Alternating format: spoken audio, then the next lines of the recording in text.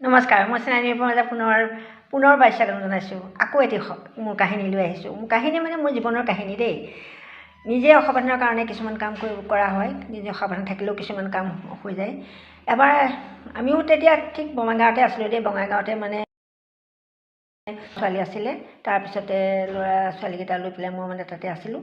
মোৰ ল'ৰা এটা ছোৱালীজনী আছিল তাত তেতিয়া। তাৰপিছতে ইমান চৰ্দি লাগিছে, কফটোৱে মাৰি দিগদাৰ কৰি আছে দেই। তাৰপিছতে কি হ'ল, এটা সন্যাসী আহিলে। সন্যাসীটো আহি পেলাই মোক ক'লে, বোলে বাইদেউ আপোনাক মই আশীৰ্বাদ দিম। মই কৈছোঁ মোক কি আশীৰ্বাদ মোক নালাগে। আশীৰ্বাদ কিয় লাগে? মোক আশীৰ্বাদ নালাগে নহয়, ভগৱান আছে, ভগৱানে মোক আশীৰ্বাদ দিব, আপুনি কোন বোলো, এনেকৈ কৈছোঁ। তাৰপৰা কৈছোঁ নহয় মই আপোনাক আশীৰ্বাদ দিম বোলে। আশীৰ্বাদ দিম বুলি মোক ভিতৰলৈ খেদি আহিছে নহয়। হাতখনে কিবা এটা লৈছে, লৈ পেলাই মোৰ মূৰটোৰ ফালে খেদি আহিছে। তাৰপিছত মই ক'লোঁ বোলো নালাগে মোক আশীৰ্বাদ নালাগে বুলি মই পিছফালৰ দৰ্জাখনেদি ওলাই দৌৰ মাৰিলোঁ।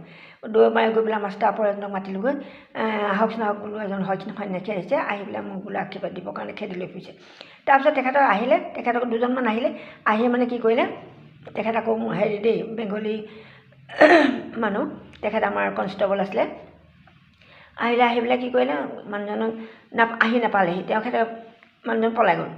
তাৰপিছত ওলাই যোৱাৰ পিছত মোৰ গা কঁপনি উঠিছে। তাৰপিছত মই আৰু কি নক'ম কৰি ভাবি তাৰপিছত দৰ্জা বন্ধ কৰি ভিতৰতে সোমাই থাকিলোঁ। মই কৈছোঁ বোলে মোক আশীৰ্বাদ নালাগে, আপুনি কিয় আশীৰ্বাদ দিব লাগিছে এনেকৈ বুলি কৈ যেতিয়া খেদি আহিলে, তেতিয়া মইতো বহুত ভয় খালোঁ নহয়। সেয়েহে মই আপোনালোকৰ আগত কওঁ যে এনেকুৱা সন্যাসী জাতীয় বস্তু আহিলে আপোনালোক ওলাই নাযাব। আৰু ৰেলৱে ষ্টেচনৰ কাষত থাকিলে অলপমান বেছি এইবিলাক আহে।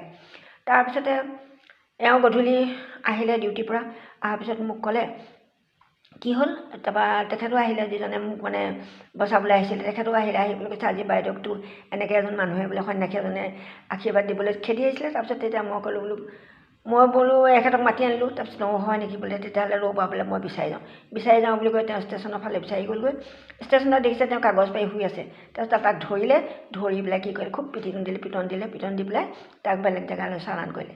সেয়েহে চাওকচোন, অকলশৰীয়া থাকিলে মানুহ কিমান বিপদ হয়। মই যে কিমান বিপদৰ পৰা পাৰ হৈ আহিছোঁ মই মানে ভাবিব নোৱাৰোঁ। আপোনালোকৰ আগত কৈ থাকিম মোৰ চাকৰি জীৱনৰ কথা। ধন্যবাদ দেই। আজি ইয়াকে ক'লোঁ, আৰু ভৱিষ্যতে আৰু ক'ম বুলি আশাৰে বাট চাই আছোঁ। ক'ম আপোনালোকৰ আগত, আপোনালোকে বেয়া নাপায় যদি শুনিব নিশ্চয়। ধন্যবাদ।